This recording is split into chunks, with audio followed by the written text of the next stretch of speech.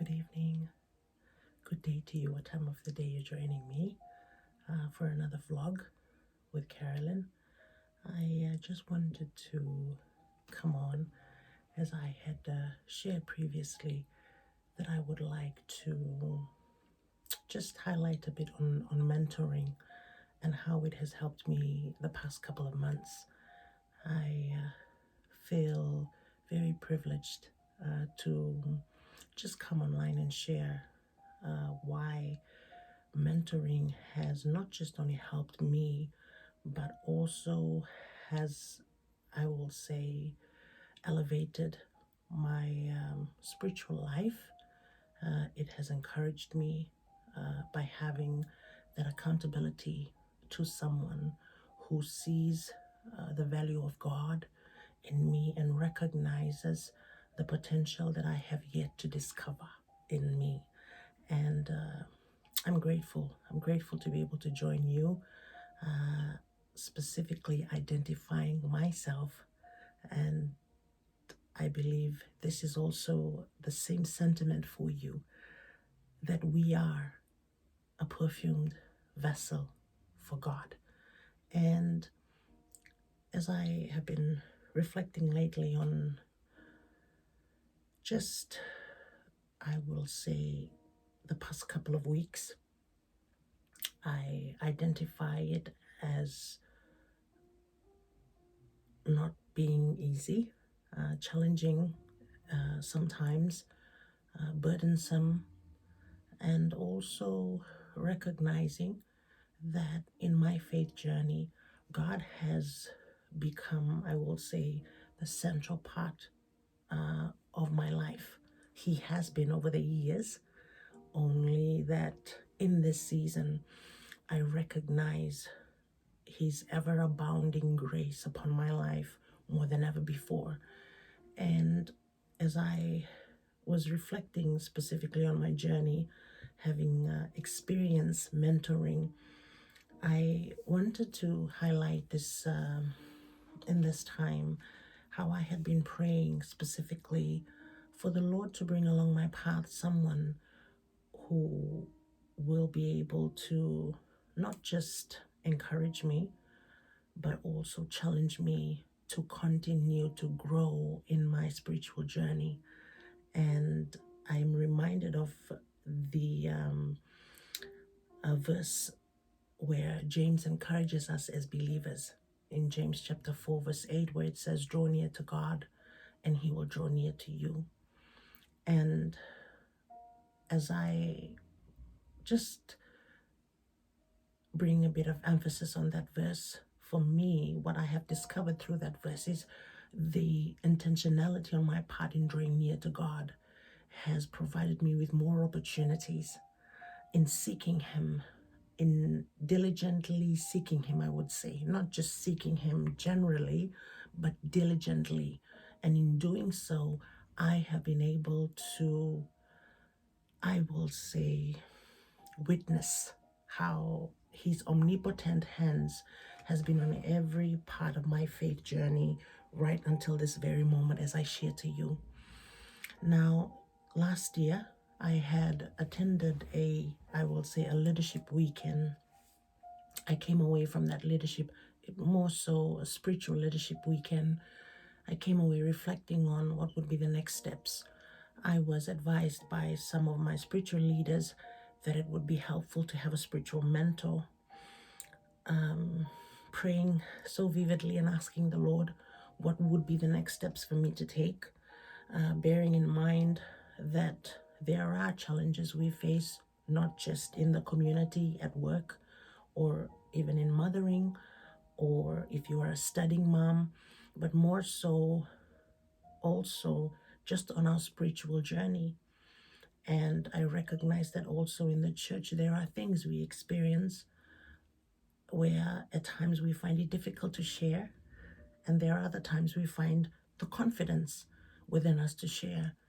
And so I remember vividly saying, Lord, if this is within your will, I would really like someone outside of the church Now, this is not derogative to say that I didn't want anyone from the church. I just wanted someone outside who viewed God at that level where I felt I could draw from. And so I kept on praying. Took me a couple of weeks, a couple of months, I would say. And along that, someone from within the church was suggested. Yes, I was on this journey of mentoring, but then I recognized I still longed for more. And in my heart, I kept receiving this conviction that there is someone out there for you, still available, still waiting. Keep praying. Anyway, as I kept praying and I kept seeking the Lord, I will say around September, I felt led to message this lady, not saying anything about mentoring, but just asking if I could have a one-to-one with her, more so like a greeting conversation. In that, the Holy Spirit reminded me, message this lady, get her to meet with you virtually, and the next steps, the Holy Spirit said to me, and the next steps, I will tell her what to do. So immediately I reached out to this lovely lady whom I consider a spiritual mother, a spiritual big sister, matured in the Lord, and who was someone I looked up to. To my surprise, she replied, sure, let's get together. As soon as we met virtually, we went straight away into a time of prayer. And after she prayed, she says, Carolyn, it's been impressed in my heart that I am to mentor you. You know, I sat in amazement in that session. I'm just reflecting on how faithful God is. There are times we are challenged to run ahead of our time, maybe, to run ahead of our seasons, maybe. And I felt in that moment that there are times the Lord also gives you and I sort of like directives to what to do. He positions us along a path where He knows it's a requirement for us to do something, and also why it is vital to heed the voice of His Holy Spirit, what it prompts us to do in the time where we're supposed to do so. And it was so amazing that that happened. And as I was reflecting on what do I talk about and what spiritual mentoring has helped me with, I was led to read in Proverbs chapter 11, verse 25. And in the NIV translation, it says this evening, a generous person will prosper. Whoever refreshes others will be refreshed. And I took that verse away of refresh, and I realized that it is also in the context of, to reignite, to enlighten, to liven, to refresh it, to bring something new, to even renew you in a way where sometimes the predicament of what you may find yourself in can be challenging, can be mentally draining, can be spiritually challenging, I'd say.